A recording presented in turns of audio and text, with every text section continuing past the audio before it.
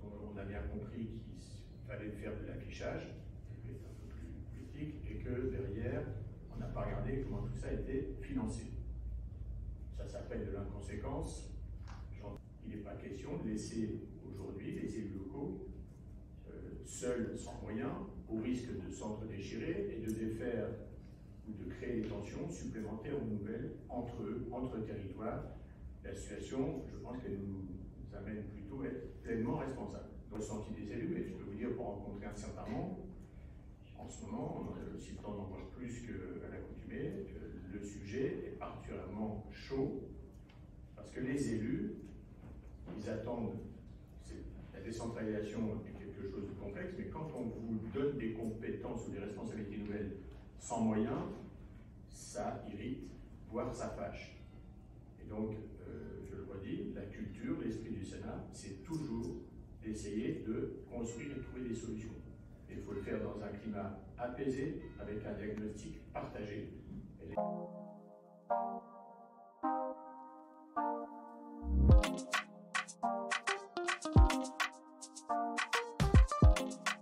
On a bel et bien, on le redit, un modèle économique du ZAN qui est à penser de toute urgence. Ce qui ressort des auditions que nous avons pu faire est que l'État, le gouvernement, n'a pas du tout prévu la suite de l'histoire. C'est-à-dire qu'il est allé très vite sur le sujet, fait voter ce ZAN, qu'on pense avoir amélioré ici, mais n'a pas prévu son financement et la fiscalité qui en serait subséquente. Et il est apparu que c'était la commission des finances et la commission des affaires économiques de s'emparer de ce sujet pour, dans ce nouveau quinquennat, le mettre sur la table tout de suite, et dès aujourd'hui. Voilà l'urgence, parce que nous avons le sentiment que nos élus locaux ont ardemment besoin, encore une fois, besoin d'ingénierie, besoin de finances, besoin de temps, besoin de correctifs pour la ville, pour la campagne, pour le littoral.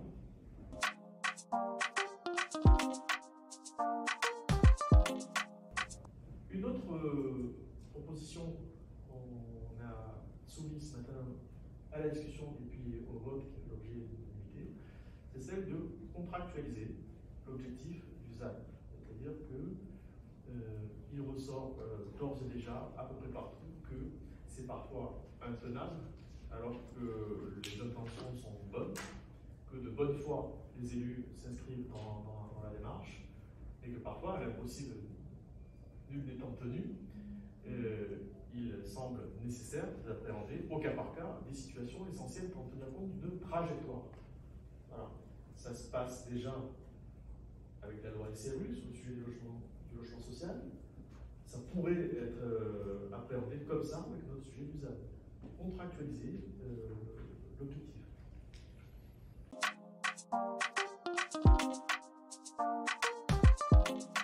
On propose aussi de créer un comité d'observation et de prospective du ZAN qui aurait en son sein des élus, des juristes, des géographes, des sociologues, des professionnels des métiers de l'aménagement et pourquoi pas des citoyens formés aux enjeux de la sobriété foncière et du développement local, afin de tenir lieu de tiers observateurs et de conseils.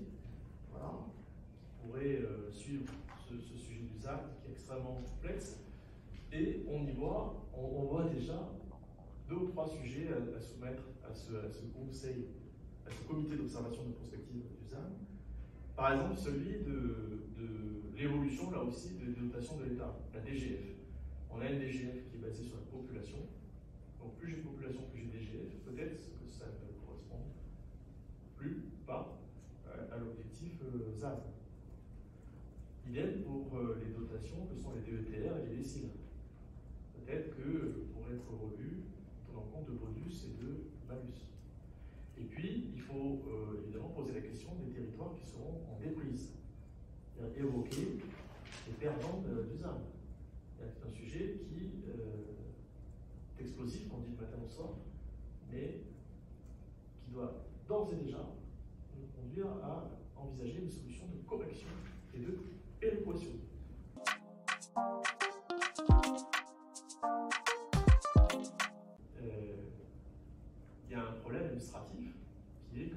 pas à qui s'adresser. On vous disait à l'instant que l'État n'a pas accompagné ses élus. Les élus ne savent pas à qui s'adresser.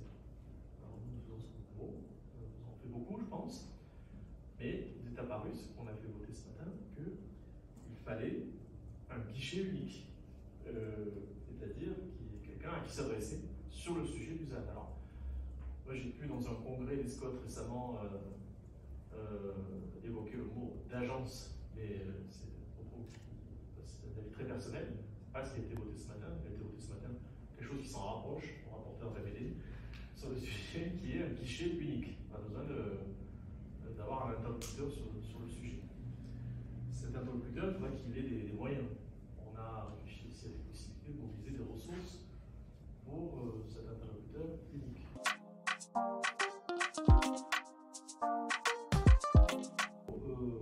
Pérenniser le fonds Friche, qui a connu un grand succès, et qui connaît un troisième, si je ne me trompe pas, réabondement, et dont il faut élargir le périmètre, parce qu'il n'y a pas que des friches industrielles dans le pays, il y a des friches de toutes sortes, et qui méritent d'être soutenues.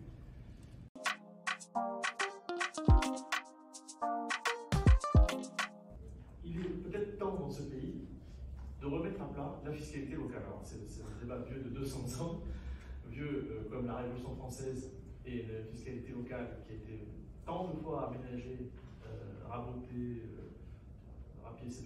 Voilà, on a chacun notre histoire vis-à-vis de la fiscalité locale. Il se trouve que n'existe plus vraiment, puisque qui peut parler encore d'autonomie financière et fiscale? Est-ce qu'on peut parler encore d'impôts locaux? Pas vraiment sûr. Si c'est un partage d'impôts nationaux, c'est un autre débat. Mais sur notre sujet, ce qui nous apparaît, c'est que nous avons une fiscalité locale qui est artificialisante, qui n'est pas en phase avec la loi climat et avec le ZAN. C'est-à-dire que c'est une fiscalité qui privilégie, qui est la conséquence, dont le rendement est la conséquence de l'étalement et non pas du renouvellement. Or, c'est bel et bien une affaire de renouvellement à laquelle nous avons à faire. Donc, il faut la repenser.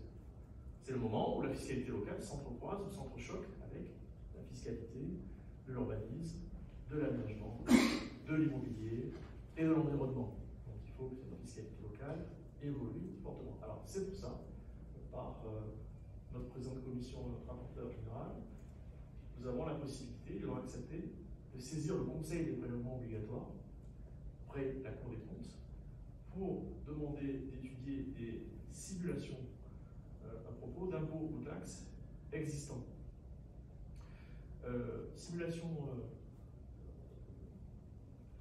d'impôts existants, cela veut dire qu'on ne pense surtout pas de créer un impôt, il y en a assez dans ce pays, et peut-être qu'on pourrait toiletter certains impôts ou taxes qui ne correspondent plus à l'époque, c'est-à-dire à l'époque climat. Il y a ce nouveau modèle territorial.